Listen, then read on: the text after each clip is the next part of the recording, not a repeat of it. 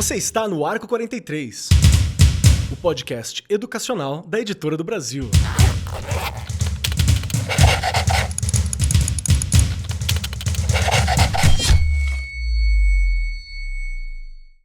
Saudações para você, meu querido professor, minha querida professora, você que acompanha o Arco 43 Podcast. Seja muito bem-vindo, muito bem-vinda, muito bem-vindo, cole conosco, porque hoje o tema é um daqueles temas essenciais que todo professor tenha algum domínio.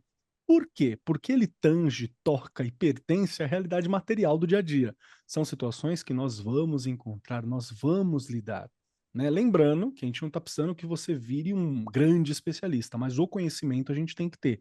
É importante. Hoje nós vamos conversar um pouco sobre dislexia ou TDAH. Como identificar esses alunos, esses estudantes na sala de aula? Essa é uma pergunta muito real. Principalmente porque a gente fica naquela, será que é mesmo? Será que é falta de disciplina? Será que é falta de alguma coisa do conhecimento? Será que é isso? Será que é aquilo? Será que tem alguma coisa acontecendo? O que está acontecendo? A gente sempre fica meio perdido como professor.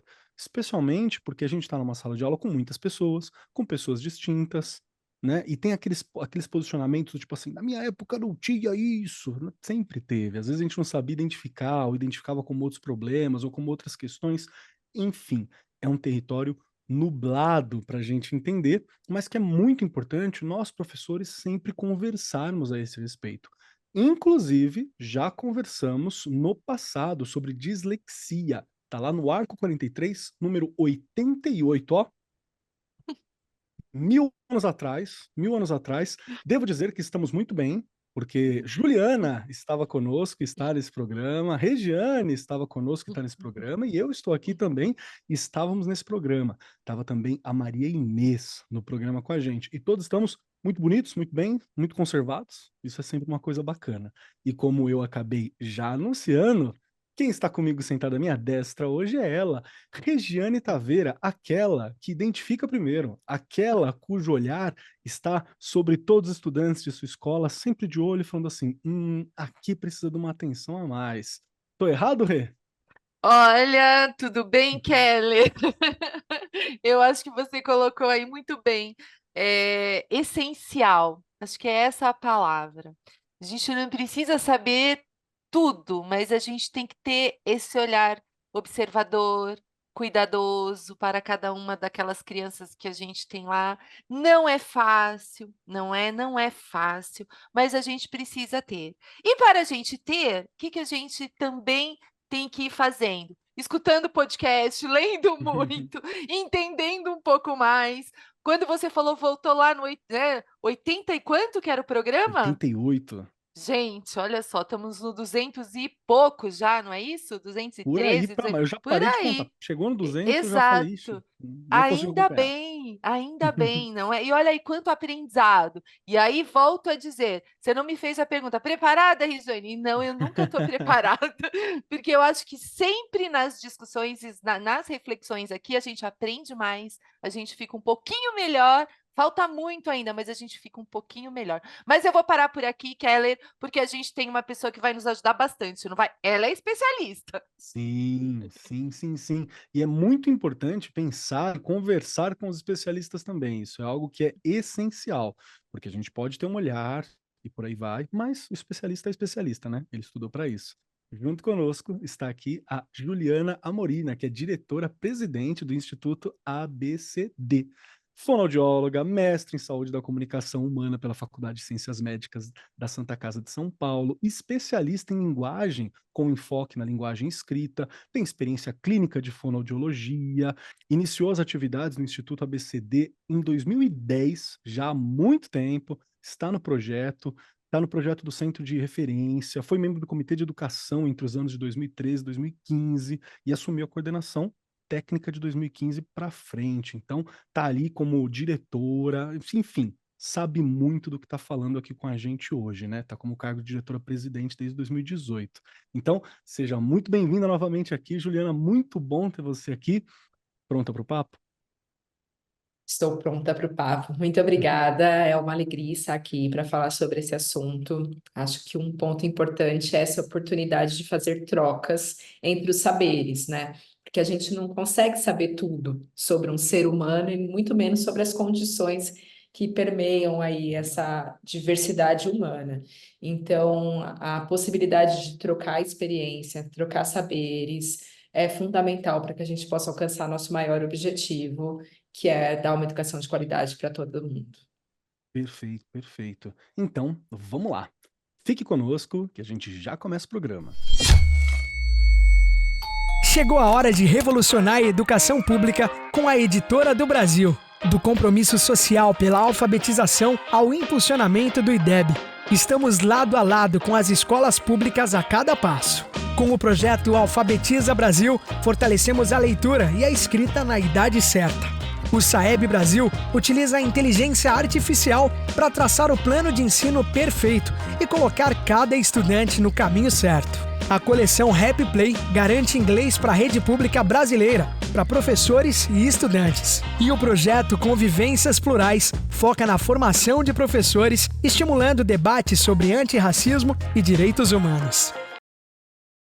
Essa foi uma mensagem da Editora do Brasil, diretamente do Arco 43. Fique ligado para mais novidades e conteúdos educativos aqui do seu podcast favorito. Editora do Brasil, transformando o país pela educação. Dislexia ou TDAH. Muitos professores e pais ainda têm dúvidas sobre esses transtornos. E o nosso objetivo hoje é tentar esclarecer um pouquinho mais essas questões, oferecendo dicas práticas, informações que sejam valiosas para esses dois grupos, né? Professores, pais, para quem se relaciona com os estudantes. Às vezes até você que é um tio, tá ali olhando para a criança, faz olha só, deixa eu prestar mais atenção. É importante porque nós, como educadores, muitas vezes a gente já fez uma mistureba aqui. Fala assim, deve ter dislexia, TDAH, sabe? Como se fosse uma coisa só. É um CID único, junta tudo, assim. Por quê? Porque a gente não tem esse conhecimento profundo, ou mesmo não teve a oportunidade de ter uma formação mínima para conseguir entender um pouco mais sobre essas duas situações. A dislexia é um transtorno específico de aprendizagem que afeta a habilidade de leitura e escrita. Já o TDAH é um transtorno neurobiológico que se manifesta por sintomas de desatenção, hiperatividade, impulsividade.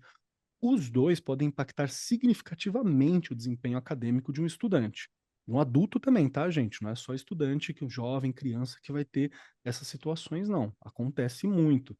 É crucial que os professores, educadores, as professoras estejam preparados para reconhecer minimamente esses sinais desses transtornos e oferecer o suporte necessário, garantindo que todas as crianças tenham a oportunidade de alcançar seu pleno potencial. Isso por quê? Porque tem como, dentro da sala de aula, através das suas atividades, a forma como você vai elaborar as atividades, dar uma chance, dar uma proposta melhor para que esses estudantes tenham um acesso maior ao conteúdo, à compreensão e possam disputar, aprender e conseguir lidar com essas situações todas que acontecem. Então, no episódio de hoje, a gente está aqui para discutir os principais sinais da dislexia e do TDAH, que a gente pode observar em sala de aula. Quais são as melhores estratégias para ajudar esses estudantes e como criar um ambiente inclusivo e acolhedor, que é muito importante. Então, vamos lá. Para começar essa conversa, Regiane Taveira, você Bora está lá. numa escola com quantos estudantes hoje? 504? 504. Olhando assim por cima, TDAH e dislexia é significante? Existe na quantidade dos estudantes que você tem acesso ali? É algo que já foi identificado, ou pelo menos desconfiado pela equipe pedagógica? Ai, Keller, sim. A gente tem ali, se você olhar desses 500, vamos colocar ali a questão da dislexia, eu posso te dizer que uns 10, tá? E olha que é interessante no sentido de, tem alunos que estão com a gente desde o primeiro aninho. E aí, óbvio, você não é um especialista, você chama os pais, você conversa, mas você não dá diagnóstico, né? Que eu sempre digo Claro. isso. Olha, né, para os responsáveis ali, seu filho precisa de uma atenção maior, leva ao pediatra, o pediatra vai indicar um psicólogo, enfim, né? Um neuro, né? Os caminhos ali, acho que o pediatra faz muito bem. A gente sempre indica o pediatra. Só que aí, lembrando que a gente está numa escola né, pública, eu estou, né, bem na periferia, e aí você tem aqueles que vão realmente até conseguir uma consulta, levar, ter toda a atenção necessária. Gente, leva tempo. E às vezes, assim, e aí eu falo daquela coisa que é um grande pecado. Vai passar pelos anos iniciais, que é onde eu estou, e vai para os anos finais sem ter um diagnóstico. Né? Triste realidade, mas a gente tem que falar. E olha que nós estamos falando do estado de São Paulo. Imagina, né? Nós somos, né? E, teoricamente tem de tudo, né? Você tem acesso diverso. Exato. Aí, se a gente for pensar nesse Brasil gigante, gente, é muita gente que, por falta de um diagnóstico, de um olhar observador de quem está lá, não é? Porque se eu identifiquei algo e conheço o mínimo possível, acho que você colocou aqui muito bem, já vou pensando nas estratégias de ensinagem, vou pensando ali como que eu posso ajudar. Não foi diagnosticado o Keller ainda, mas espera aí, parece que, o que que eu posso ajudar? Não é?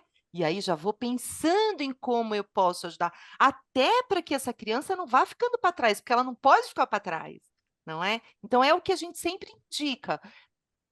Né, identifiquei, converso com a família. Não conseguiram, mas eu vou tentando com as metodologias, porque isso sim faz parte lá do professor. Né? Pensar em várias estratégias. Ninguém caminha igual a ninguém, com diagnóstico ou sem diagnóstico. Né? Uns sabem mais, outros sabem menos. E aí eu tenho que ir pensando em coisas que eu possa ir auxiliando, não é? TDAH, também, Keller, bastante no sentido. Aí eu vou te dizer, eu falei 10 aí na dislexia, posso te colocar aí uns 20, tá? Porque você percebe coisas pequenas, desatento, começa a não ter muita vontade de fazer as coisas, mas não é porque ele quer, é porque aquilo para ele não tem sentido, porque ele não consegue se desenvolver, porque não tem a ajuda necessária. Mas também é uma coisa que é o que eu falo, até a gente ter um diagnóstico, dá para ir fazendo coisa. Só quando vier o diagnóstico que eu vou pensar em como vou fazer. Não. Né? A gente tem que ir agindo, porque senão o tempo vai passando e isso não dá para deixar, né? Mas aí a gente olha, você fala, né, 500 alunos, vamos colocar aí 30 no que você me perguntou, é muito! Porque eu falo que se eu tivesse um, eu queria que a minha resposta para você fosse um, mas não é. Então, são crianças que elas precisam ser sempre observadas, monitoradas, que tipo de metodologia eu vou usar. E aqui chamo já a atenção, pode ser que a gente discuta um pouquinho mais para frente, mas o que eu percebi, não sou especialista, gente, a Juliana vai poder ajudar a gente nisso. Mas dependendo do que você usa, e isso eu estou falando de experiência minha na própria sala de aula, que eu tinha um aluno, tive, né, vários, mas eu lembro especificamente de um, que a metodologia no momento era o construtivismo. E aí aquele trabalho para ele não funcionava. Eu tinha que voltar no tradicional para que eu pudesse, para que ele, sabe? Porque quem conhece essa questão do construtivismo é muito amplo e é rápido, a criança Tem que ter um pega. método distinto, adaptável ali para Mas aquela situação. eu senti, naquele caso, gente, não estou aqui, não é receita, mas naquele caso, o tradicional funcionava melhor com aquela criança. Né? Até acho que pela questão dos fonemas, o jeito que eu ia trabalhando, ia ajudando muito mais. Então, por isso que eu falo, a gente tem que ir pensando. E nós, professores, entendemos das metodologias, então a gente vai inserindo, mesmo com diagnóstico, né, ou não.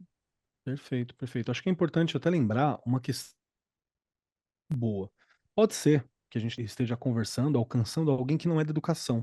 Aí quando a gente fala, 30 pessoas, 30 estudantes, no meio de 500. É ok, dá pra lidar. Gente, não é um número, é uma pessoa, tá? Então, importante lembrar, se fosse é uma pessoa. E pessoas que não têm essa base, né, que perdem essa base de alfabetização, no mundo que a gente tem hoje, é excluir de uma camada de compreensão da realidade que é gigantesca. Então, é uma pessoa. Importante lembrar disso. Juliana, deixa eu te puxar uma pergunta logo de cara. Então, a gente já começa fácil, se prepara. 2 perguntas. A primeira é para você me ajudar um pouco a entender o que que é a dislexia e o TDAH, porque na minha cabeça se mistura também, sabe? Eu nunca tive um gráfico legal, uma explicação direta, foi meio daquilo que eu ouvi das formações, aquilo que eu converso com professores que tinham uma formação melhor. Então, nunca tive uma formação oficial para explicar sobre, né? Uma pesquisa que eu fiz, mas que a gente perde, entendi aqui agora, percebi, mas por não ter exercitado um pouco dessa informação se vai. Então eu queria entender um pouco o que que é a dislexia, o que que é o TDAH, e eu também queria fazer uma outra pergunta para complementar com a fala da Regiane. Não precisa ter número exato, mas a gente tem alguma ideia de qual é a parcela da população que tem ou TDAH ou dislexia? A gente consegue ter alguma ideia? Existe alguma forma de mensurar? Existe alguma noção? Porque principalmente o TDAH é algo que eu vejo que a- tem bastante, eu percebo bastante nos estudantes e a gente fala muito sobre. E dislexia já é um pouco mais específico, né? Você percebe ele com um pouco mais de especificidade na hora de uma leitura e tal. Mas também acontece. Então não Uhum. são coisas distantes, são coisas que estão no dia a dia do professor. Então, duas perguntas fácil aqui, perguntinha simples para a gente começar. Vamos lá, Keller. Uma coisa que eu gostei muito que a Regiane colocou, e acho que ficou muito bom, voltando para a questão da prevalência mesmo, essa quantidade de alunos. Acho que foi uma amostragem boa. Porque o que Uhum, acontece? É, quando a gente pensa no TDAH e na dislexia, né, são duas condições distintas, né? Porém, que geram, eu vou chamar de sintomas só para a gente conseguir fazer uma associação, que eu acho que fica mais fácil, né? Que geram um sintoma comum, que é a dificuldade escolar. Por isso que é tão comum nós confundirmos as duas condições. Porque perfeito. tanto a criança com dislexia quanto a criança, o adulto com, né, TDAH, vão ter uma dificuldade no processo de aprendizagem. Então, como a gente está falando da escola, né, o professor vai observar essa característica em comum nas duas condições. Um outro ponto que é importante e faz com que a gente, às vezes, não consiga discriminar muito bem o que é dislexia, o que é TDAH, são o que nós chamamos de comorbidades. É muito frequente, né, que uma criança também tenha o TDAH. Então, isso acontece, né? As pesquisas mostram que de 20 a 50%, dependendo da metodologia que está sendo aplicada dos casos, de uma pessoa que tem a dislexia, ela também tem o TDAH. Então, é por isso que, no final das contas, acaba ficando difícil mesmo da gente discriminar. Então, acho que para a gente tentar entender bem o que é a nota aí de corte de uma condição para outra, quando a gente fala de dislexia, nós estamos falando de uma dificuldade específica na leitura. Então, aqui, né, na nossa equipe, nós gostamos de dizer que é uma dificuldade inesperada para aprender a ler. Por que inesperada? Porque aquela criança se desenvolveu bem, ela anda super bem, ela tem habilidades motoras grossas, daquelas de correr, pular, andar, que não chama atenção, ela falou bem, pode fala, mas a fala não foi um problema nesse desenvolvimento, ela escuta bem, ela enxerga bem. Então, a nossa expectativa é que quando ela vai entrar para o processo de alfabetização, ela aprenda a ler e escrever. E aí acontece uma dificuldade que é inesperada, porque ela é específica para a leitura e para a escrita, né? Isso é até condição diagnóstica, né? A gente tem que ter um bom desenvolvimento motor, bom desenvolvimento intelectual, boa capacidade auditiva e visual para concluir esse diagnóstico. No outro lado, quando a gente pensa no TDAH, nós estamos falando de um transtorno, né, do neurodesenvolvimento que impacta a atenção e também né, desses comportamentos impulsivos. Na nossa sociedade, nós estamos vivendo momentos em que nós temos uma sobrecarga de informações e nós temos vários momentos em que estamos mais desatentos. Isso pode acontecer ou porque a gente está cansado, então, final de semestre, como a gente estava falando, é comum que a gente esteja mais desatento. Se acontece algo que deixa a gente mais triste, né? A gente tem uma perda familiar, a gente vai ficar mais desatento. Porém, isso é específico e tem uma tendência a mudar. Ou quando a gente descansa, a gente passa a ser mais atento, ou quando a gente consegue superar aquela questão emocional também. É Então, momentânea, né? isso, momentâneo. Situacional. O que determina o TDAH é o impacto que essa desatenção vida da pessoa, e esse impacto não pode ser só acadêmico. Porque esses sintomas de desatenção, ele tem que estar presente em outros momentos da vida daquela pessoa. Então, por exemplo, se uma criança é desatenta na escola e ela faz um momento de esporte, né? Então, uma aula de futebol ou um judô. Essa desatenção tem que ser suficiente também para impactar aquele momento, sabe? Ela pode perder comandos ali na aula, então não pode ser só vinculado ao contexto escolar. Então, eu acho que é isso que diferencia o TDAH, né? Um transtorno de déficit de atenção e hiperatividade, da desatenção que todos nós vivenciamos em algum momento da vida. Entendi. E sobre a prevalência, só para fechar, né? Os estudos mostram, a gente não tem nenhum estudo populacional no Brasil que a gente consiga dizer, mas os estudos que são mais no nível aí mundial e nos manuais diagnósticos, a dislexia está em torno de 5 a 15% da população. E o TDAH fica em torno de 7 até 10% da população. Então, é importante a gente lembrar desses números, porque às vezes a gente pensa, tá todo mundo desatento. Pode ser, mas nem todo mundo tem o transtorno de déficit de atenção e hiperatividade. Acho que esses números ficam bem próximos do que a Regiane colocou para a gente. Exatamente, bate bastante com o levantamento que a Rê fez. E eu acho que é importante, assim, óbvio, né? Você é especialista disso, mas é muito sábio a fala também, porque eu consigo ver nós, professores, olhando, por exemplo, para os estudantes que foram prejudicados pelo processo da pandemia todo, que né, atrapalhou a atenção, foi uma hiperexposição a telas, enfim, tem coisa que a gente ainda vai entender o que aconteceu. Uma dificuldade na formação básica mesmo, do contato com palavras, do contato humano, que tudo isso pode afetar. E pode olhar e falar assim, será que está com TDAH? Será que é dislexia? Será que é alguma coisa? E às vezes não foi só na hora de montar os bloquinhos, né, para desenvolver, faltou alguma coisa, não foi bem encaixado, porque, né, evento histórico mundial. Então, aconteceu. Mas também pode não ser. Então, é muito específico. Entenda, meus queridos professores que me acompanham também, que na hora em que a gente não para prestar essa atenção, a gente acaba sendo muito cruel com o estudante. Perfeito. Porque às vezes eu estou forçando uma coisa que simplesmente ele não tem a ferramenta, né? Ele não tem a capacidade, a ferramenta ou a facilidade para aquilo. Então, é um cuidado importante. E, de novo, isso vale para todo mundo que está ouvindo aqui.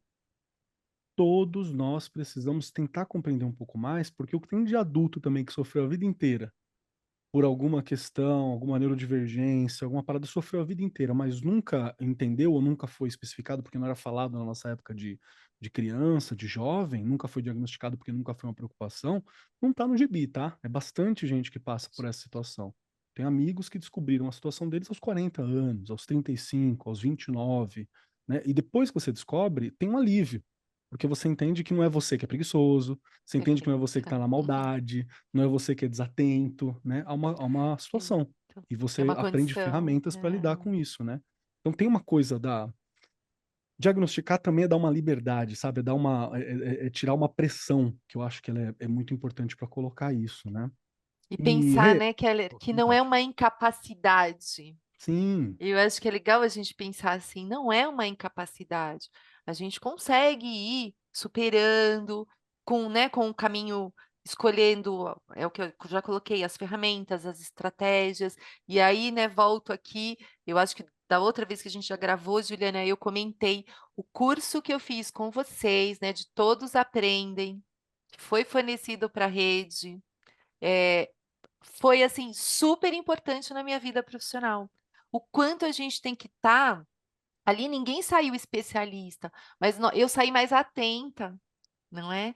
Porque você acaba também o tempo inteiro olhando, não no geral, né? Que a gente tem essa mania, nossa, mas o Keller ali, não, é específico. E são detalhes que só a gente estudando, alguém explicando para a gente um pouco mais, é que a gente vai realmente conseguindo ter, né, observar melhor. Que eu falo que também uma das palavras, né, que a gente já até colocou aqui, observar, mas não é só ficar no observar.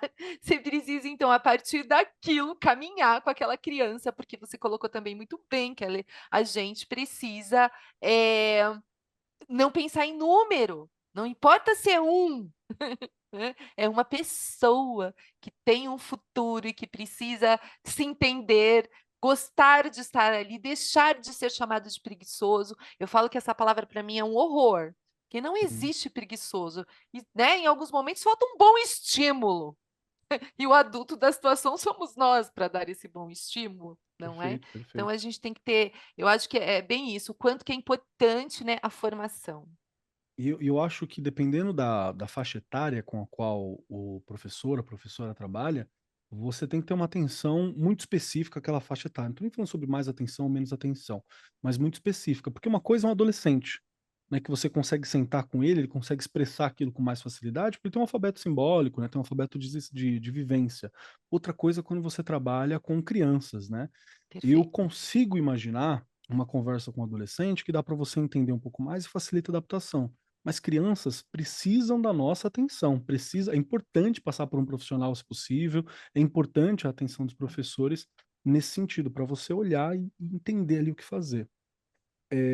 Tô errado, Juliana? Acho que é nesse Não, caminho? tá super certo. Até uma coisa que eu fiquei pensando é que no processo de diagnóstico, né, do adulto, um ponto que é muito relevante são inventários, checklists em que ele indica os sinais dele. Então, Olha o que legal. adulto tem um papel extremamente ativo no processo de diagnóstico, porque ele já desenvolveu as estratégias. Então, às vezes, não vai ser exatamente a habilidade ou competência que vai estar alterada, porque ele vai demorar mais, mas ele já desenvolveu aquela competência. Já na criança, ela já não consegue indicar qual é a área de dificuldade, porque falta mesmo esse repertório. Então, faz muito sentido mesmo. Perfeito, perfeito. E é aí que entra uma outra questão que eu acho que ela é muito importante e que a gente vai falar um pouquinho sobre aqui, até para ajudar os professores que estão presentes, estão acompanhando a gente, que é a questão quando a gente fala sobre estratégia para lidar em sala de aula, para ajudar esses estudantes a trabalhar com essa dificuldade. Lembrando, é importante que nós conseguimos entender qual que é a diferença entre o TDAH e a dislexia, é importante entender isso e entender como que a gente pode adaptar. Eu vou dar um exemplo aqui e eu quero ouvir também da Juliana se é um bom exemplo, né? O que que ela acha enquanto a pessoa que lida com isso no dia a dia, e por aí vai. Que assim, tem uma das escolas que eu trabalho que tem um desenvolvimento muito legal com neurodivergências no geral, com várias outras paradinhas, assim, que eu acho que é muito, muito bacana. Inclusive, nós, professores, a gente recebe um documento dizendo como adaptar, qual que é a situação de determinado estudante, todos os estudantes da escola que receberam uma atenção, ou que já vieram com um laudo, ou que recebem, que são indicados pelo professor para a psicóloga conversa um pouquinho e encaminha e fala para os pais qual que é o melhor caminho a fazer, né? Então é muito legal, tem uma estrutura assim que funciona muito bem. Então, por exemplo, eu recebo um documento, tem o aluno aqui, o Joãozinho, da primeira série A do ensino médio, que o Joãozinho provavelmente ele tem TDAH. Então, o que está falando aqui para mim? Ó, tem TDAH, o prejuízo é leve, porque né, conseguiu correr atrás, descobriu muito cedo muitas coisas. Então, fala na prova, na hora de fazer uma atividade, dê um maior tempo para realização, pergunta se ele tem dúvida, trabalhos em duplas são interessantes, porque às vezes tem uma linguagem dos estudantes, eles podem trocar mais de maneira bacana.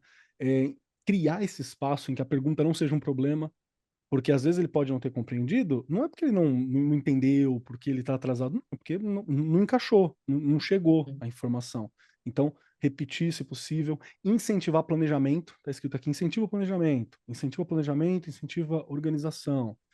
Textos, quando é um texto de filosofia, eu fazia o seguinte, colocava um texto original de filosofia, que normalmente é prolixo, é gigante, mas eu tinha um resumo daquele texto, das ideias principais do lado, para ele poder identificar nos dois. Então tinha um cuidado ali que eu nunca tinha percebido em outras situações, e só conseguia ter porque teve uma fundamentação, teve uma preocupação da escola naquele sentido. Então era uma indicação de como adaptar. E aí eu gostaria muito de perguntar para você sobre que estratégias que a gente pode ter para ajudar os estudantes a superar essas dificuldades, né? E eu digo aqui estratégia também que a gente possa falar para os pais o que fazer, qual que é o caminho, qual atenção ter, que erros que os professores não deveriam cometer ou a gente tem que prestar atenção, né? Por exemplo, o famoso generalizados, esse é preguiçoso, né? Essas coisas que a gente está conversando aqui.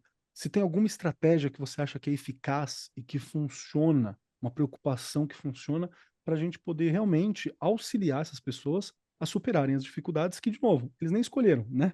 Você acorda de Sim. manhã um dia e você descobre que você tem uma dificuldade, então vamos lidar com ela. Uhum. Eu acho até, Keller, que essa colocação de criação de rotina e organização É muito interessante porque quando a gente pensa nesse tipo de estratégia, a gente beneficia todos os alunos, né? Uhum. Até pensando nesse contexto pós-pandemia, né? São muitas vezes os alunos estão vindo de uma falta mesmo de organização, de rotina, de vivência em sala de aula, né?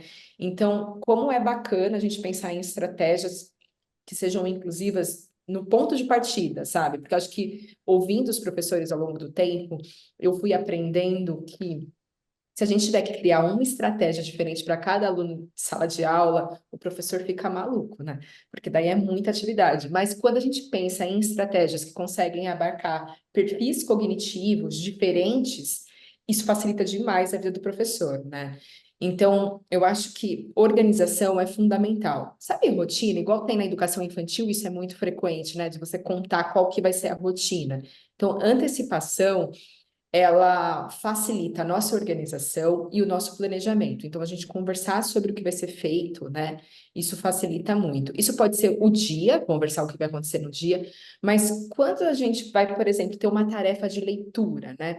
A gente contar para o aluno qual a estratégia que a gente vai utilizar, que a gente utiliza enquanto adulto, isso facilita demais. Então, Boa. quando eu vou ler um texto, eu olho o título desse texto e faço antecipações, né? Eu acho que o texto vai falar sobre isso, o que eu já conhecia anteriormente desse conteúdo, levanto hipóteses, depois eu vou ler esse texto e checo se as minhas hipóteses estavam corretas. Então, esse tipo de estratégia, né, de conversar antes sobre o conteúdo, de apresentar o que vai ser feito, e depois a estratégia de você retornar para aquela conversa anterior de preparação, isso facilita muito a memorização e facilita essa criação de memória, de conexão que é mais afetiva, né? Com o que eu já tinha armazenado anteriormente, com o que aquele texto ou aquele conteúdo trouxe de novo, e essa conexão facilita a memorização, a aprendizagem. Então, eu acho que isso é uma estratégia muito boa. Outra coisa que eu fui aprendendo ao longo do tempo com os professores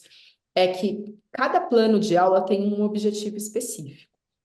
Então, para quem tem dislexia, é muito importante saber se naquele objetivo, daquele plano de aula, a leitura e escrita é central ou é secundária. Porque o que acontece com um aluno que tem dislexia é que muitas vezes ele fica com defasagens acadêmicas, porque a leitura e escrita começa a ser a ferramenta de aprendizagem, né? Durante um tempo a gente aprende a ler e escrever, e depois a gente lê e escreve para aprender.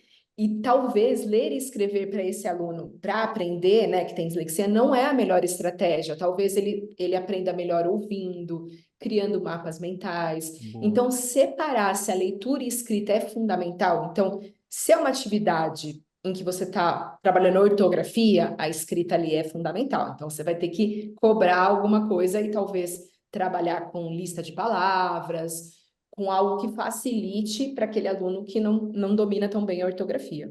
Mas se ela é só uma ferramenta para aprendizagem, então ela não precisa estar no primeiro ali como, né, a atividade principal. Então, eu acho que também ter bem definido esses objetivos. Então, a rotina e o planejamento com antecipação de conteúdo e retomada dessa antecipação facilita demais para quem tem o TDAH, porque organiza bem. E depois, se ele se perder no meio do caminho, eu tenho a oportunidade de resgatar, que isso é muito frequente, né? Ele se perder. E ter um objetivo bem claro, né? Do que a leitura e escrita contribui para aquele plano de aula, facilita demais para quem tem dislexia. Acho que Nossa, essas são amei. dicas legais. Amei. E é muito uma coisa que os professores dos anos iniciais fazem já com uma certa naturalidade, né, Rê? Sim, você já tem essa coisa de Muito agora quando a legal. Juliana colocou do mapa mental, né, Adoro, eu também, você adoro. vê, pra gente já é tudo, né, você bate o olho e você já tem ali ou as palavras ou o desenho. Com a criançada dá para fazer muito de imagem, né, porque eles gravam e aí daquele dependendo da imagem, para que assunto que vai, o que sabe, ele consegue percorrer melhor, não é? Aí eu vou colocar uma coisa que eu acho que é super importante, até como professora de educação física, eu falo, um relaxamento, ensinar na respiração, não é? Isso é bom para todos, né? Mas para aquele que tem um pouquinho mais ali, né, de tá ansioso, tá nervoso, tá ajuda bastante, né? Então, não esquecer dessas coisas que a gente falou esses dias, hein, Keller? Lembra de quebrar o gelo? Você pode quebrar com um relaxamento, com uma É. brincadeira ali no começo, que Construir um eles vão. ambiente, né? Um ambiente interessante. Exato.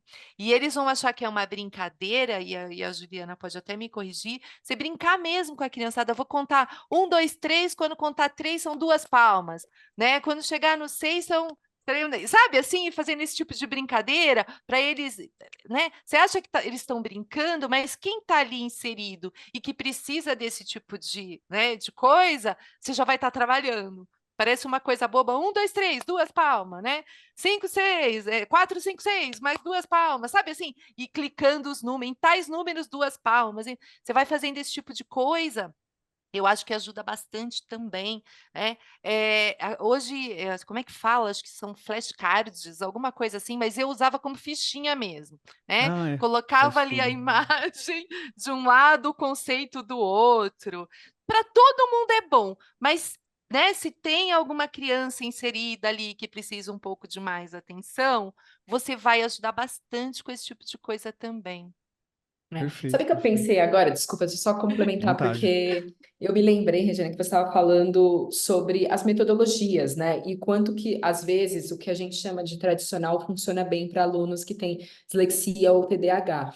E isso funciona porque eles precisam de instruções explícitas, né? Porque às vezes o implícito depende de você sair, buscar algo que está lá, né, dentro, que você já armazenou e retornar. E nesse caminho, às vezes você se perde, não retorna, e o que é explícito ajuda muito. E às vezes, nessas atividades, né, a gente contar, falar o passo a passo explicitamente facilita. E tem uma atividade que eu acho que funciona muito quando a sala está num nível de agitação muito grande, que é a gente classificar, sabe aquele termômetro mesmo, né? Se a gente está muito agitado, muito nervoso, e ir ajudando a criança a perceber o quanto que ela está, ou o adulto mesmo, porque às vezes a gente precisa disso, né? O quanto a gente está desatento, né? O quanto que a gente se perdeu no meio. Porque uma coisa é eu ficar desatento nos 10 primeiros minutos, conseguir perceber isso e voltar. Outra coisa é eu ficar os 50 minutos desatento, perder todo esse conteúdo, né? Então, essa autorregulação, né, que para a criança que tem o TDAH vai ser muito difícil, né, por uma questão de maturidade mesmo do sistema nervoso central, ela é importante que a gente ofereça, né? Às vezes, assim, a gente colar alguma coisa na mesa, que seja um termômetro, assim, feito, né, em que ela pode colocar se ela está muito atenta, desatenta, e às vezes o professor, só percebendo que ela está desatenta ali, ele mostra o termômetro para ela, porque ele não precisa chamar a atenção da criança, aquele recurso visual já está na mesa, então ele só vai apontar e a criança já vai ter uma dica de que ela está desatenta, né? Então, às vezes, isso não expõe o aluno, né? E facilita até para o professor, que ele não precisa interromper o que ele está falando, ele só mostra. Então, essas dicas visuais, né, que você pode deixar ali, lançar a mão, também facilitam demais. E ajuda na autoconsciência mesmo, né? Isso. De ir percebendo ao longo do tempo. Porque isso é uma outra coisa que a gente já falou algumas vezes aqui, mas também passa por todas as pessoas do planeta Terra. Ter uma consciência de como tá se sentindo, de como tá as emoções. Tudo Perfeito. isso vai fazer uma diferença para tudo, assim, da tua relação com teu namorado, com teus pais, com a namorada, com os amigos, para trabalho, né? Então, é realmente uma preocupação com o desenvolvimento enquanto pessoa. Isso é muito legal Muito bom. mesmo. Vou ter que estar aderindo. Vou ter que estar Adorei a aderindo. ideia também. Vamos ter que estar fazendo, né? O EVA, a cartolina vai comer solto agora, poder fazer uma paradinha dessa. Gostei bastante. Eu Muito quero bom. puxar uma outra questão, e assim, quero fazer isso aproveitando novamente a tua presença aqui, viu? Porque, Juliana, você está numa situação muito específica, né? Que é atuando como diretora-presidente do Instituto ABCD e também como fonoaudióloga. Então, tem aí um arcabouço tanto de experiência, quanto de experiência, né, atuando com pacientes, quanto atuando de uma forma que está ajudando na organização dessas situações. Enfim, tem uma série de situações que se acumulam e que te dão um know-how, né, um know-how muito grande sobre como lidar. O que que acontece quando nós, professores, diretores, como a situação da Regiane, quando a gente não presta atenção nessas situações, sabe? Que tipo de desafio que a gente está aumentando, sabe? Eu quero só para a gente desenhar um pouco do porquê que é importante a gente ir atrás disso e por que que é importante a gente lutar por essa ideia de inclusão, porque é um processo de inclusão. E Sim. queria aproveitar também para tentar, nessa sua fala, você me ajudar a entender por que que inclusão não é só para essas pessoas, sabe? Porque a gente fala assim, ah, não, mas inclusão não é. Eu já vi pessoas que não eram professores, ainda bem, mas falando coisas do tipo assim, ah, mas então a gente vai dobrar todos a essa minoria. Então eu falei, gente, não é dobrar todos para a minoria, isso facilita para todas as pessoas, né? É uma forma de tornar acessível mesmo, de facilitar, né? De deixar portas mais largas, né? De deixar as rampas mais fáceis de subir, de tirar escadas que vão dificultar esse caminho. Então, eu quero aproveitar aqui a tua experiência para me ajudar a entender um pouco sobre esses desafios, caso a gente não se atente para essas questões de inclusão. Sim. Eu acho que pensando nos alunos, né? Quando a gente pensa no aluno, quando ele não é identificado, o que a gente consegue observar é que existe um comprometimento muito grande nas habilidades socioemocionais e, inclusive, com transtornos na área da saúde mental. Então, pessoas com dislexia e TDAH têm uma tendência maior a ter transtornos de ansiedade, de depressão, e isso acontece provavelmente por essa dificuldade em que ele tem de se encontrar num ambiente que é o ambiente que ele passa mais tempo da vida ali, né, na fase escolar, que é a escola. A gente estava até falando sobre esses termos do preguiçoso, né, mas para um aluno, né, imagina um aluno ver todos os colegas dele conseguindo evoluir e ele não. Então, ele tem duas maneiras, ou mais, mas duas maneiras principais de lidar com essa questão. Uma pode ser se isolando, né? Então, ele não vai mais participar de grupos, a autoestima vai cair muito, ele vai ficar quieto, cada vez mais retraído. E a outra é conseguir aderir ao grupo por outros comportamentos. E às vezes são os comportamentos que a gente chama de desafiadores, né? Então, talvez ele vá chamar a atenção. Fazendo bagunça, tendo outros comportamentos que podem fazer com que ele seja incluído. Já que ele não sabe ler, já que ele não presta atenção, ele vai liderar a turma de outra forma, né? Então, em geral, quando a gente não olha para essas condições, a gente vai agregando mais dificuldades que vão ser difíceis de lidar na própria sala de aula e depois para ele lidar enquanto adulto, né?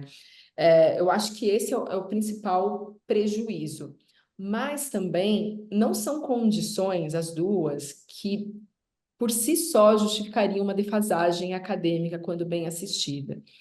Então, se essas pessoas tiverem, né, as suas necessidades cognitivas, né, emocionais atendidas, elas conseguem aprender e desempenhar bem todo o currículo acadêmico. Então, se a gente não atende, a gente deixa de dar oportunidade dela desempenhar toda a sua capacidade intelectual. Então, tem um comprometimento emocional e intelectual, porque a gente sabe, né, que a aprendizagem acadêmica, ela é cumulativa, né? Se você ficar com uma defasagem grande, cada vez vai ser mais difícil de você alcançar. Durante bastante tempo, a gente discutiu se pessoas com TDAH e dislexia tinham um talento maior para ser empreendedor, para criatividade, para artes. Pode ser, essa é uma linha, mas a outra linha é porque eles não conseguem se manter em empregos, porque eles não desenvolveram boas Questão de estratégias, sobrevivência, né? passar em processos seletivos, por conta até do própria organização do processo seletivo. Então, realmente, o comprometimento para o indivíduo é muito grande, né? E quanto mais precoce a identificação, menor é o impacto emocional e acadêmico. Então, esse é o papel fundamental do professor. E diferente do meu papel enquanto especialista, que vejo a criança uma, duas vezes por semana no máximo, quando muito privilegiado, o professor vê essa criança todo dia e ainda tem uma referência muito grande, que são os colegas que têm a mesma idade, normalmente estão na mesma região, então tem um perfil ali cultural, socioeconômico parecido, então dá para ele conseguir perceber essa diferença. Então é uma condição privilegiada nesse sentido de identificar. Não é óbvio a obrigação do professor diagnosticar, Mas identificar esses sinais, eu acho que passa pela mão do professor, sim. Perfeito, perfeito. Eu queria ouvir de você também, Rê, se você tem alguma percepção da importância que a gente tem para poder prestar essa atenção do papel do professor. O que eu tô querendo puxar de você é para o professor entender como urge esse cuidado e como ter esse cuidado faz parte das atribuições de ser professor. Pode não estar lá no contrato, quando você assinou, não está lá claro, discriminado, mas faz parte do processo de ser professor essa atenção e a ideia de construir primeiramente uma escola, né, que seja mais igualitária, mas a ideia é que no futuro isso acaba, né, indo para a sociedade no geral. Isso faz parte. Nós, como professores, temos uma posição privilegiada de estar ajudando na construção do futuro, do amanhã. Então é uma coisa muito bacana. Queria que você trouxesse um pouco desse olhar também, Henri. Aí, Keller, eu vou falar que não está no contrato, mas está em tudo quanto é lei. Na LDB está lá. Absolutamente tudo. Você tem que zelar pela aprendizagem da sua turma, das crianças, e isso aí faz parte. Não tem como. E aí eu vou naquela minha fala, quem é o adulto da situação? E aí tem gente que fica brava quando eu falo, quem te colocou lá? Você foi andando com as suas próprias perninhas, não é? Então você tem que ser um profissional que, por mais que eu não sou o especialista, mas eu tenho que ter todo o cuidado, principalmente, e aí eu vou bater na teclinha, a gente, óbvio, tem que ter em todo o ensino fundamental, né? Toda a educação básica, vamos colocar assim, mas na educação infantil e nos anos iniciais, tudo que a gente puder observar melhor, essa criança vai ter vantagem lá na frente, não é? Porque se passar pela educação infantil, que ele entra aos 3 aninhos, passar pelos anos iniciais, já deu 8 anos. 8 anos de escolaridade, não é? E aí? O que foi feito? Então, assim, eu acho que é uma responsabilidade que vai, olha, é o que eu falo, vai muito além, não é? De ser professor.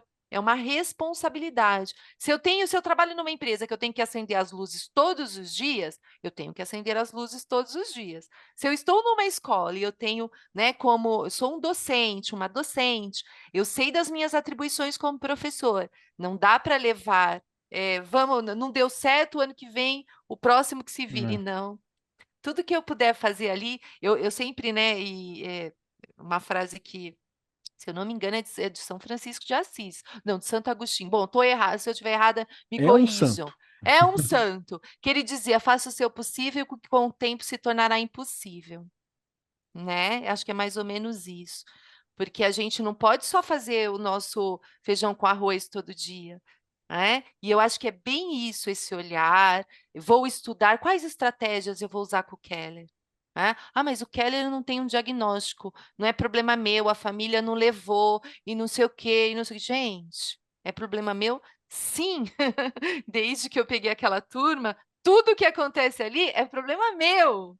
Então, é o que eu digo, é uma responsabilidade muito grande e que às vezes, e eu brinco isso, que como gestor, às vezes a gente tem que puxar a orelha, não é nem por maldade, mas você tem que falar, professor, professora, isso aqui faz parte sim das suas atribuições, não é? E aí já volto naquela parte, também tenho que ajudar na questão de formação. É importante a gente passar pelo menos o básico nos ATPCs, Sim. né? Aqui em São Paulo, lembrando que é ATPC, em outros lugares aí no Brasil, né? Se você tem um horário pedagógico e você pode fazer formação com seus professores, utilizem esses horários, porque é nosso dever como gestor ir ajudando também, Sim, não sim. é? E Porque se você. Perdão, pode falar. Não, pode falar.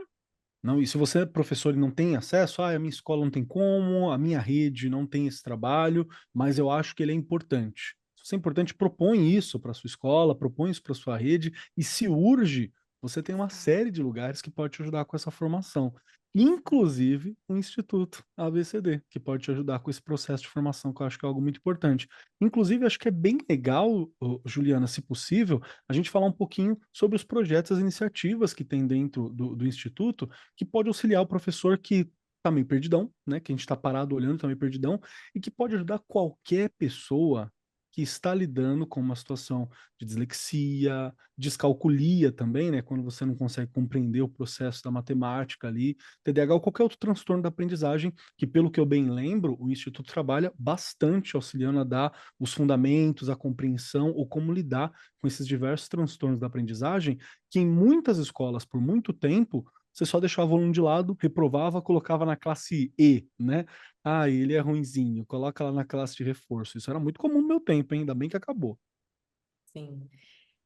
Eu acho que pensar nesse processo de inclusão é muito importante, né? Porque todos nós aprendemos de maneira diferente. Não é com ou sem laudo. Eu acho que o diagnóstico é muito importante para a gente se entender.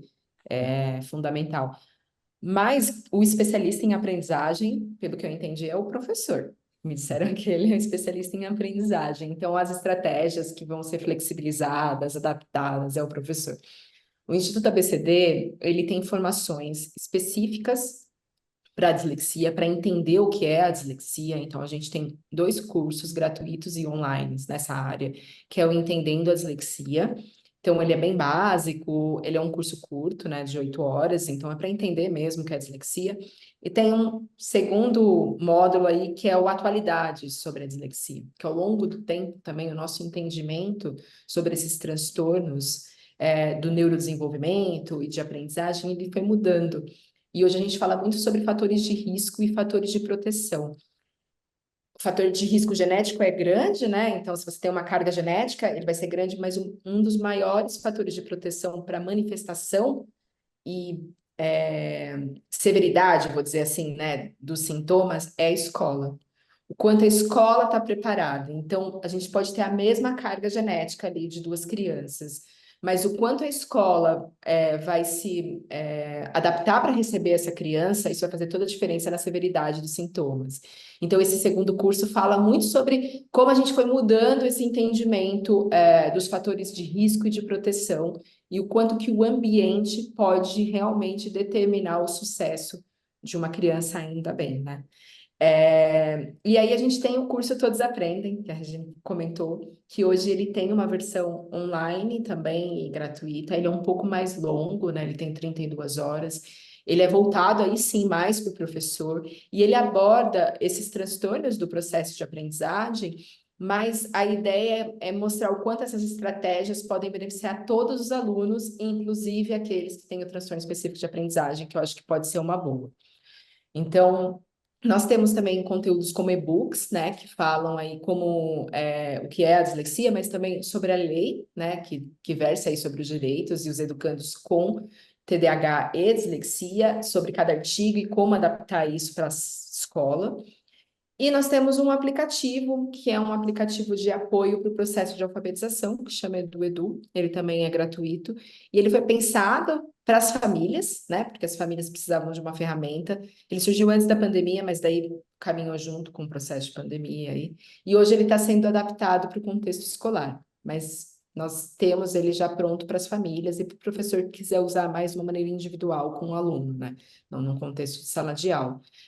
E nas redes sociais a gente está sempre tentando trazer conhecimento aí científico e traduzir de uma maneira mais acessível, né? Então a gente tem falado muito sobre estratégias, por exemplo, que podem beneficiar alunos com dislexia, estratégias que podem beneficiar quem tem descalculia e quais estratégias beneficiam os 2 grupos, que eu acho que também isso é uma coisa bem positiva. Então, se vocês seguirem as nossas redes sociais, que é @iabcd, a gente consegue também por ali ter uma interação e disseminar conteúdo.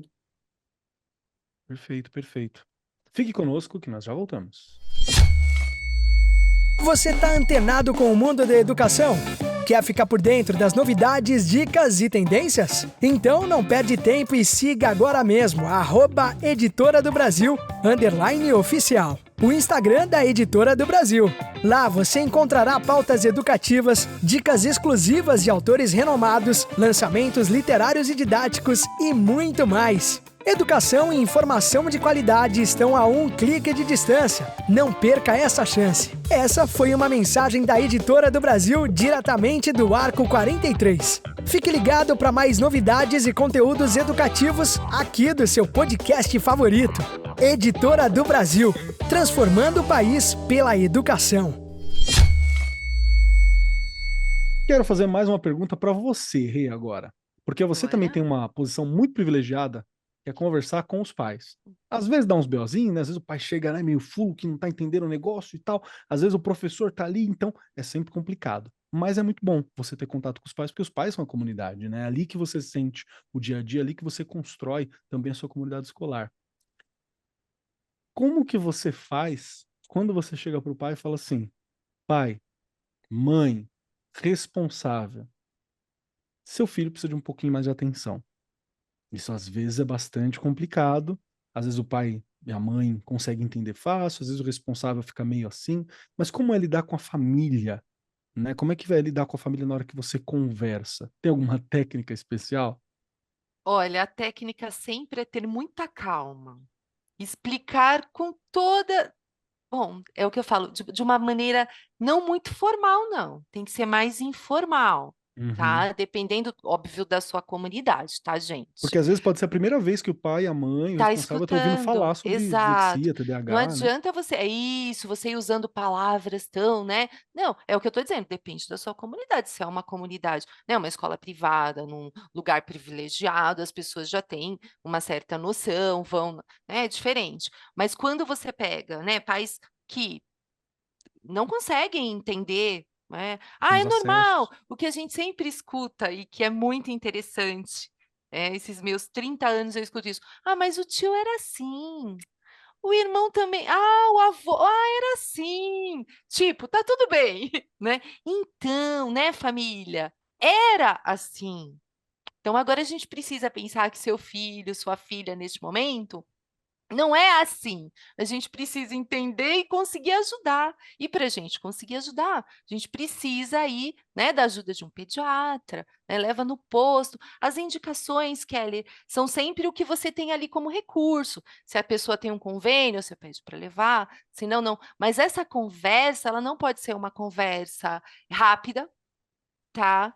É muito legal você sempre, e eu bato nessa teclinha, né? O pessoal lá da escola sabe, registra, faz um registro. Outra coisa também, passamos pelos conselhos de escola agora. Olha, o Keller, desde o primeiro ano, ele está no terceiro, a gente vem falando com a família. A família não levou. Chama a família de novo. Ah, não vem na reunião. Vamos convocar. E vamos deixar escrito que a escola indicou. Isso é importantíssimo. Vai ficar lá no prontuário dessa criança. Porque senão parece que passou pela escola e que nunca ninguém Nada prestou aconteceu. atenção. Porque também tudo oralmente, não façam isso. O registro da conversa, o que a família falou, como foi, chamei agora, chamo de novo no bimestre que vem, e vou chamando. Por que eu estou dizendo isso? Que assim, né? Nós estamos gravando aqui hoje em junho, né? Acho que o programa vai lá no final de julho, mas hoje eu tive uma mãe, que o menino está no primeiro aninho comigo desde o ano passado, e eu acho que eu já até contei dela que eu ficava chamando, chamando, chamando. E ela brigando comigo, gente. Não era uma coisinha fácil, não. Tanto que, quando agora já existe um caminho de um diagnóstico, esse ainda não tem, mas eu morro de rir que ela fala assim: eu queria matar a Regiane. E elas falam, gente, né? Mas hoje eu entendo que esse matar dela não é, para ela hoje é que a gente ajudou. Sim. Entende? Ainda bem que a gente ajudou, mas acho que o caminho é esse, Kelly, um registro, uma boa conversa e não só isso, continuar chamando e falando enquanto esta criança estiver na sua escola. Perfeito. Importante lembrar também que se você está dentro de uma escola municipal, perdão, se você está dentro de uma escola municipal, uma escola estadual, ou mesmo dentro de uma escola da rede privada, particular, é muito legal se você tiver algum contato com os postinhos próximos, com a unidade básica de saúde em Isso, volta, sabe? sempre, Você conhecer o nome, fala, vai lá, conversa com fulano de tal, sempre. né? Ou ir lá se apresentar, ter algum diálogo. Às vezes, aqui em São Paulo, pelo menos no estado de São Paulo, Você tem um suporte de algum especialista que frequenta escolas de tempos em tempos, às vezes sempre menos do que a gente precisa, né? Que a gente gostaria de muito mais, mas está ali pronto para a gente. Então tem alguns caminhos que eu Essas acho que são parcerias legais. são importantíssimas. Perfeito, parceria, conseguir uma palestra para os pais no dia da reunião, não chama para reunião só para dar bronca no pai, não. Né? Vai lá, troca uma ideia, uma palestra, uma informação, uma coisa rápida, divertida. Você tem muito conteúdo interessante assim. E eu quero perguntar para você também, Juliana, porque sou pai, sou mãe. Meu filho, a Regiane me chamou na escola. Me falaram que o meu filho pode ter dislexia ou TDAH. E agora, o que que eu faço? Eu me desespero, eu choro, o que eu faço? Porque, de novo, a gente que está muito próximo, às vezes a gente não consegue observar por estar muito próximo, a gente não tem uma imagem muito clara, né? A gente sempre teve ali, Uhum. sempre foi desse jeito. Então, quais são os conselhos que você tem para os pais conseguirem apoiar melhor os filhos, garantir um suporte? A importância de ir atrás desse suporte a gente já deixou claro aqui, né? O que você acha? O que, na tua experiência, um pai pode fazer, uma mãe pode fazer? Eu acho que a Regiane colocou muito bem essa questão de buscar o pediatra, né? Eu acho que o pediatra é o profissional ideal.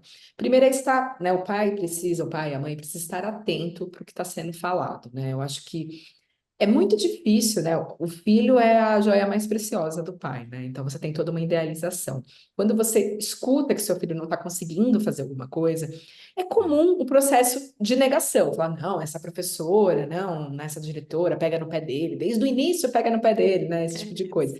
Mas é importante dizer que pegar no pé é uma coisa muito boa, é um cuidado, ele está sendo assistido, está sendo olhado. Então, eu acho que é, primeiro estar aberto para essa conversa, saber que o professor e a escola vão sempre querer o melhor para aquele aluno e buscar mesmo a rede de apoio de saúde. O primeiro passo é o pediatra, principalmente para quem não tem acesso a nenhum convênio ou sistema particular aí, é o pediatra vai acolher. Se a família precisar, a escola pode orientar como deve ser essa conversa com o pediatra, porque às vezes a família não sabe muito bem o que falar para o pediatra. Então, às vezes, algumas palavras-chave do tipo, a escola encaminhou, já foram feitas propostas de adaptação, e mesmo assim é uma dificuldade persistente, é uma dificuldade que impacta o processo de desenvolvimento escolar, sabe? Essas palavras que são palavras Sim. um pouquinho mais chaves para o pediatra conseguir acender aquela luzinha dele e fazer os encaminhamentos. E o que ele deve esperar dessa consulta é que o pediatra faça algum tipo de encaminhamento, que eu acho que também é importante o pai saber o que ele espera, o que ele deve esperar dessa consulta. O pediatra vai fazer um encaminhamento para a rede que for disponível naquele município. Nós vamos ter disponíveis em municípios que vão ter disponíveis fonoaudiólogos, psicólogos, psicopedagogos. Outros vão ter só psicólogos, mas o pediatra vai saber qual que é a rede que está ali disponível, né? Ou o próprio posto de saúde, alguém vai fazer esse encaminhamento. E aí é seguir. Ah, mas vai demorar na fila. Não faz mal. Aguarde que você vai ser chamado, né? Porque muitas vezes essa expectativa de que vai demorar muito, a pessoa nem procura.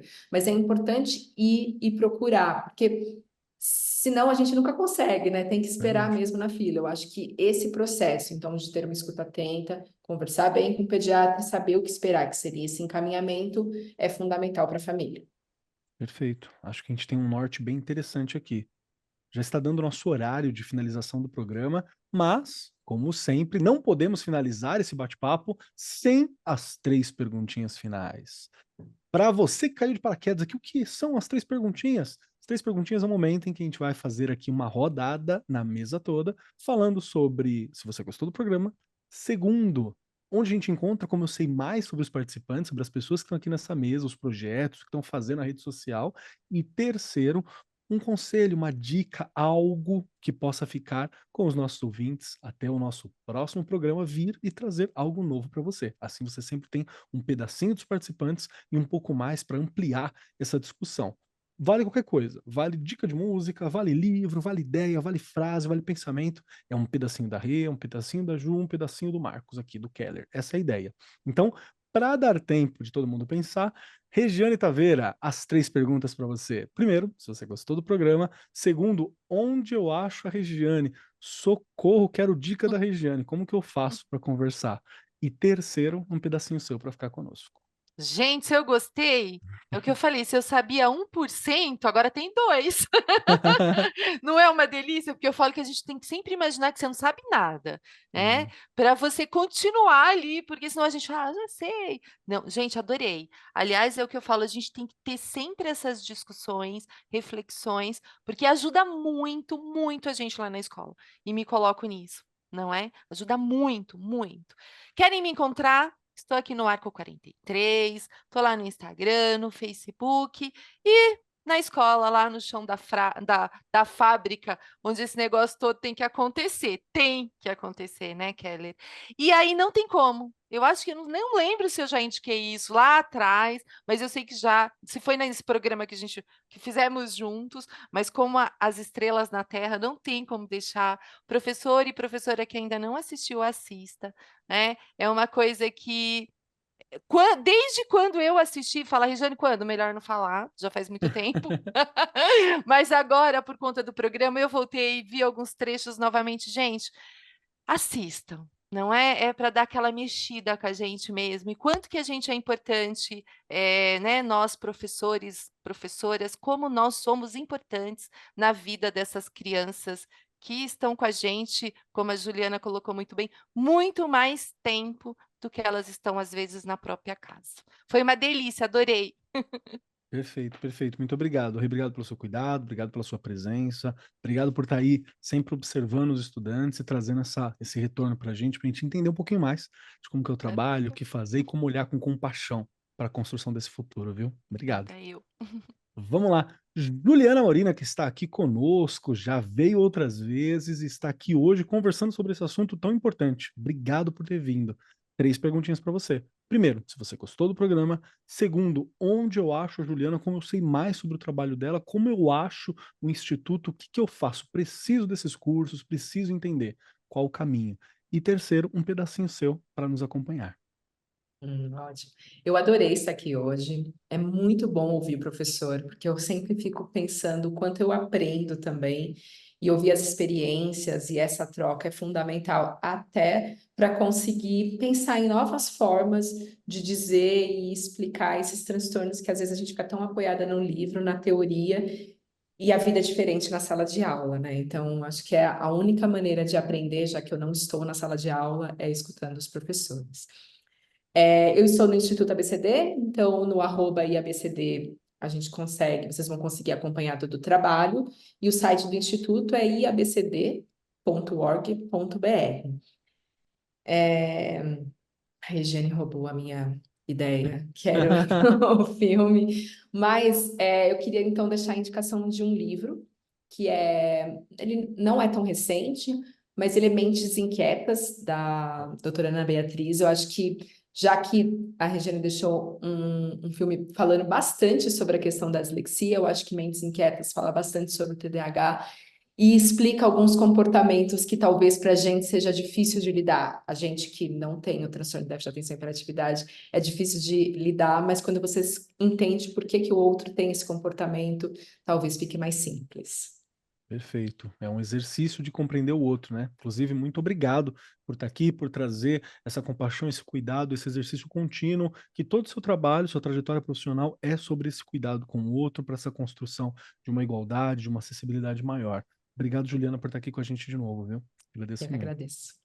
Chegando então na minha vez, quero dizer que eu amei o programa porque eu gosto desse tema, eu gosto desse assunto. É importante para você entender. E porque eu tenho todo um cuidado, eu fui um desajustado, né, na época de adolescente, assim. E eu tive professores e pessoas que estiveram comigo e me ajudaram a entender muita coisa. Por que que eu estava assim, o que estava acontecendo. Então, qualquer pessoa, para que não seja alguém que se sinta desajustado, eu sinto muito essa vontade de compreender mais, de estar trabalhando, de estar junto, de ficar presente, justamente para que não se sinta desajustado como eu me senti muitas vezes, né? Eu fui uma pessoa nova que mudou de escola na adolescência, entrei numa escola onde todo mundo já se conhecia desde sempre, porque morava, era uma cidade pequena, né? A região de Suzano, para onde eu me mudei. Então era pequenininho, assim, a galera ali, e todo mundo se conhecia. Eu era o corpo estranho. Então, ter professores, ter adultos que me deram espaço, ter amigos, entender a construir esse momento foi muito importante. Então, tudo que envolve uma discussão de acessibilidade, de abraçar, de compreender, para mim é muito importante, porque eu acho que faz uma diferença muito grande na sala de aula. Pode ser que para nós, professores, como já adultos, a gente ache que, não, é só um detalhe. Mas para o estudante, cara, salva, tá? Salva bastante. Então é importante ter esse cuidado. Quem quiser me encontrar por aí, você me acha como @MarcosKeller em alguns lugares, @CobKeller lá no Instagram e Keller Marcos lá no TikTok, falando de filosofia toda semana, hein? Toda semana tem um videozinho lá falando de filosofia, quem quiser acompanhar. Tem o Instagram também, tá ali nesses 2 locais para você aprender mais sobre filosofia e sobre educação e ver foto do meu gato, onde eu tô, reclamando do fim de semestre que tem muito trabalho, mas sempre tem, faz parte, e eu gosto do que eu faço, então tá tudo lá acontecendo. E a minha indicação, eu vou aproveitar a Juliana aqui e eu vou indicar uma coisa para os meus colegas professores, que é passem num fonoaudiólogo, tá bom? Em algum momento da vida de vocês, queridos professores, vão ao fonoaudiólogo. É simples.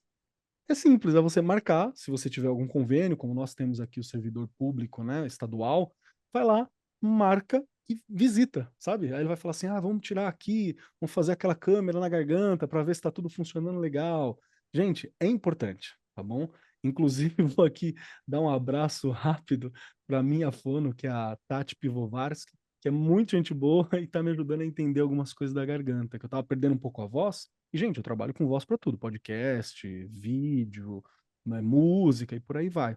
E aí fui fazer os exames, tudo certinho, garganta tá perfeita, as cordas vocais estão lindas, super funcionais, nem parece que eu dou aula há, sei lá, 15 anos, tá tudo funcionando. Então o que que tá cansando? Tá cansando porque eu tô fadigando, não tô fazendo os exercícios necessários, não tenho os cuidados às vezes. Então é sobre atenção. 10 minutinhos de atenção diária, eu prolongo a vida útil da minha voz aqui indefinidamente. Então, vão ao fono, tá bom? Sua missão hoje é descobrir se o seu convênio, a sua cidade, tem um fono perto, vai, passa lá, aprende os exercícios, entende o que está acontecendo. Para a gente que é professor, é um cuidado muito importante. Especialmente nessa mudança de clima muito doido, que um dia tá muito sol, outro dia tá muito frio, e a gente gasta a voz pra caramba, vão ao fono, tá bom?